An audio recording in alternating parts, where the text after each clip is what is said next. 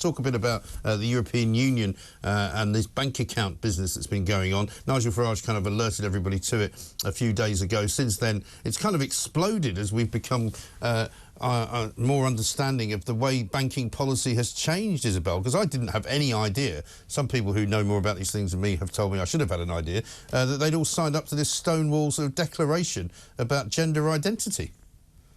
No, I didn't know that either, actually. I mean, it has been strange the way the story has taken off because our TalkTV colleague Richard Tice, leader of the Reform Party, first raised this issue quite some time ago after he had issues finding banking services for the Reform Party. He publicly raised the issue and he wrote to Andrew Bailey, who didn't bother replying, the governor of the Bank of England. Yeah.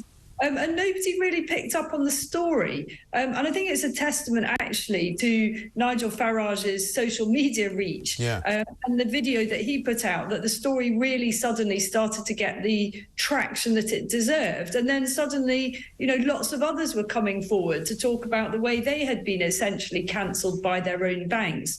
The other dimension to this, which I think has been less reported on, is the ESG, so-called ESG requirements that lenders now have. You know, again, this is all part of a sort of corporate virtue signalling, where everybody that they offer lending services to, they ask that must tick certain boxes on ESG, environmental and social governance. Now, if you're an individual, this can be quite difficult. You know, plenty of people are limited companies or sole traders. They don't have ESG policies. You know, for example, I'm just me. I don't have a climate change policy, thank you. Although it's rapidly heading to hoping it will get a bit warmer, or maybe I'll move somewhere a bit hotter. Right.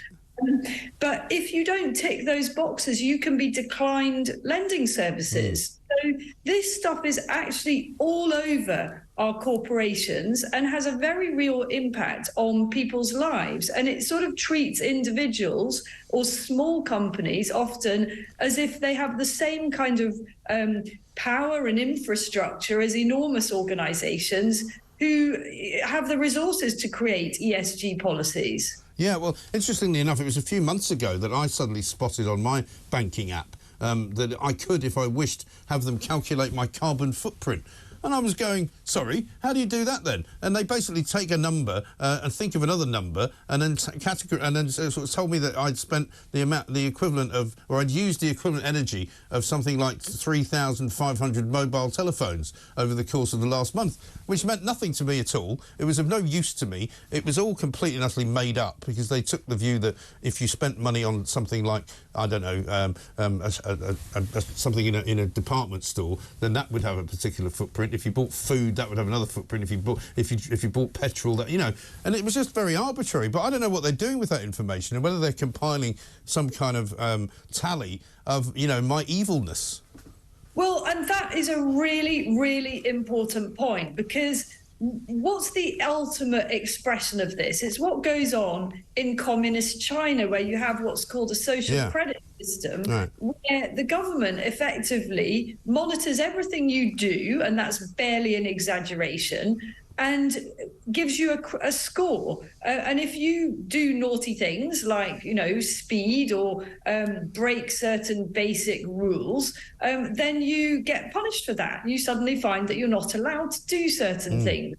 Now, that sounds as if it's some kind of, you know, extreme 1984 Orwellian type thing, which would never happen here. But I think that we are creeping towards that in a different sort of way, ironically, not led by governments, but led by these mighty corporations. Yeah. And they have got the technology. And again, another sort of piece of information that I discovered just recently. I was over in Cyprus playing golf with my son, and it was a very sort of long golf course, so we had a buggy because you couldn't walk around it.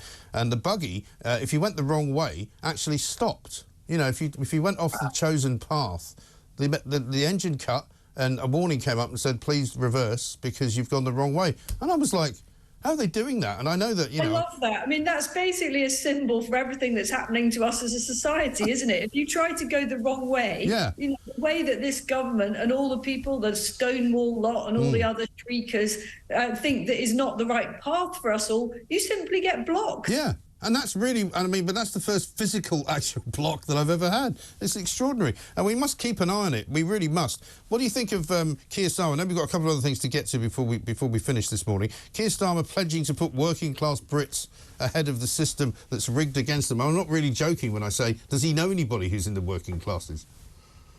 Well, I don't know if he does, but I thought your point earlier about his idea of teaching people to speak, and I don't know exactly what's planned on that front, is fundamentally a really good one. You know, we can easily parody it and say it's ridiculous, but ultimately, you know, being articulate and the way you present yourself is far more important than what qualifications you have. And often people are disadvantaged from the very, very word go because they don't make eye contact, they can't stand up and address a room, and they've never had the education that would help them do that. So I think actually it's a very worthy idea, and there should be much more of that in schools, rather than concentrating on all sorts of outdated bits of education that aren't actually very practical. Helping people teaching children how to present themselves, giving them the confidence to do public speaking, that sort of thing is absolutely critical to career success. But you are right in terms of the content of what anyone is saying. I actually can't remember anything that Keir Starmer's ever really said. It just is like this kind of gigantic splodge of grey paint, isn't it? There's no picture there. It's as if there's just a kind of pile of grey mush. And that is certainly not the way in which to convince people that they want to employ you. In this case, the nation that they want to employ him as Prime Minister. I mean, he's this sort of diametrically opposite, whatever it is, thing to captivating. He's absolutely not captivating at all. Finally, let's talk about the Tories. We're going to talk to Jonathan Gullis coming up about the boats and the illegal migrant problem. But you're wondering whether too many Tories have already given up on their sort of careers as politicians.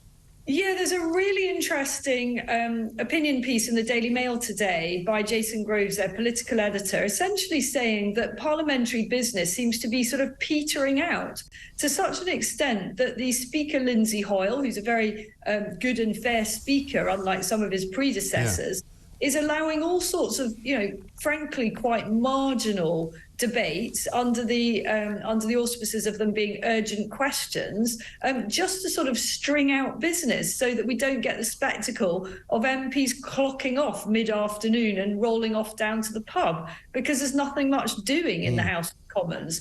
And you can you feel this. I think voters up and down the country sense it, that this government is marking time. Yeah.